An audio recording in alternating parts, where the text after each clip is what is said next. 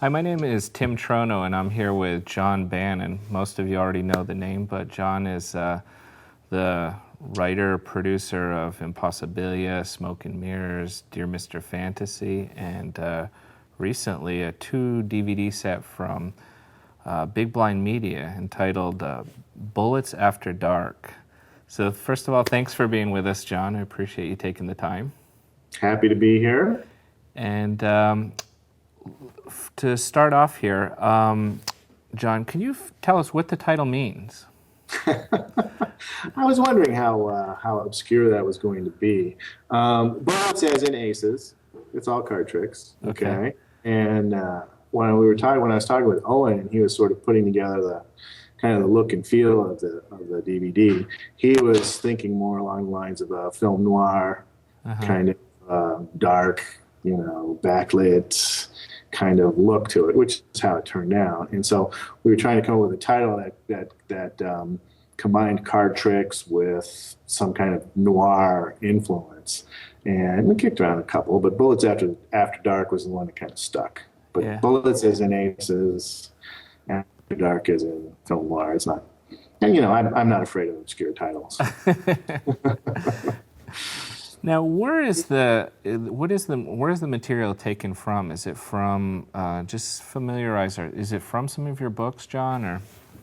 It's everything on there is in print. I'm a firm believer in print media, as you know, and I really don't prefer to put stuff on video unless and until it's been in print. But that being said, most of it. The idea was to get some of the stuff from Dear Mr. Fantasy into the video space. There are aspects of it that sort of come across better, I think, if you can actually see them done. Also, there's part of the market, as I'm sure you know, that only sees things by video. And so the primary motivation was to get some of the Dear Mr. Fantasy stuff in the video space. But then I had some new things that I wanted to put out, and I had the opportunity to do it both at the same time. The origami trick, the latest version of the origami trick, and some of the card tricks, the counterpunch routine, and watching the detectives routine. Those are relatively new, and I wanted to get them into the video space and then print at the same time, because I've got a companion booklet that sort of goes with the video, if anybody cares, called 6 Impossible Things, and that had whatever isn't already in print that's on the video is in that little book. Okay. So now, what made you pick the material that you did in this? I mean, obviously you have a ton of really excellent material going back years and years. What was your criteria in selecting material for this DVD set? Well, that's interesting. Like I said, it was mainly things from Dear Mr. Fantasy that hadn't been in the video space before. Some of the things from there, like the ace cutting routine and some of the longer routines had already been in video. This was an opportunity to put some of the things that hadn't been in video yet, some of the self-working tricks and the ace assemblies, for example. And so that was my primary motivation. And the secondary motivation was to put a couple of the new items into print, both video and print. The origami routine, the counterpunch routine, and the longer watching the detectives routine.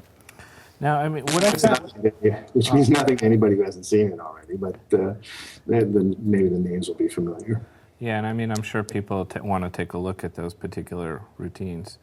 One of the things that I found interesting about the material, John, was that it was not fairly, I hate to use that term, fairly easy to do, but it was fairly easy to do. I mean, there's not a lot of complicated sleight of hand, but what's interesting is that the material is very multi-layered. In other words, it's not just the most direct path, easy to do. There's a lot of layers behind that. Can you discuss just some of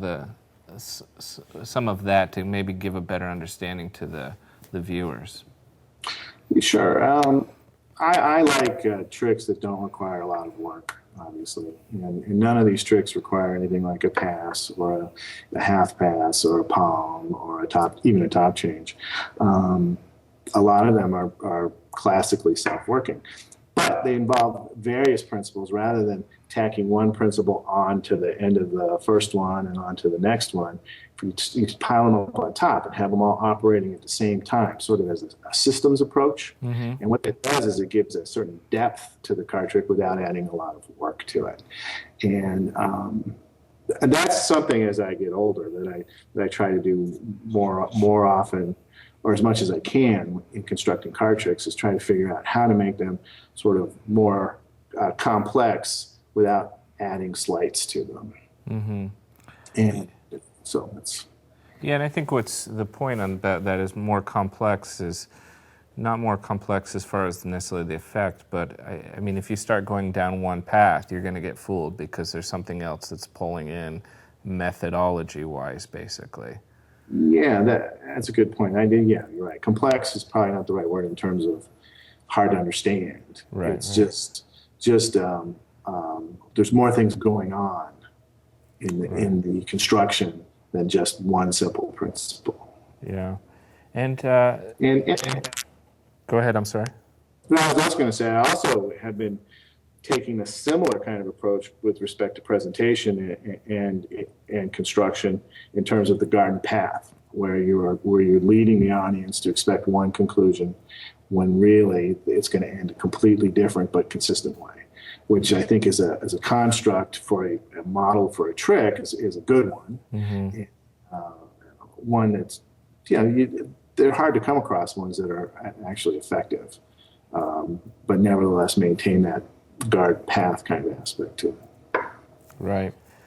And what was interesting too is there's some new effects here, but there's also a look at some older things. There's your presentation for the Dr. Daly Aces, so there's quite a variety here.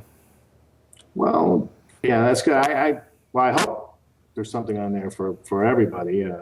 The Daly's Aces is an interesting one. It's a classic trick. It's been around forever, but not the way that I do it. Mm-hmm. And I put it on there mainly because every time I've shown it to a magician, they go, "Oh wow, that's pretty cool," and they've started to do it that way. So I thought the larger audience might be interested in it. But you're right. It's a way of taking a very old trick and basically changing it in a way that makes it seem almost brand new. I mean, if you think for a second. Yeah. John, I'm going to take a quick break, and we're going to come back with part 2 here. Okay.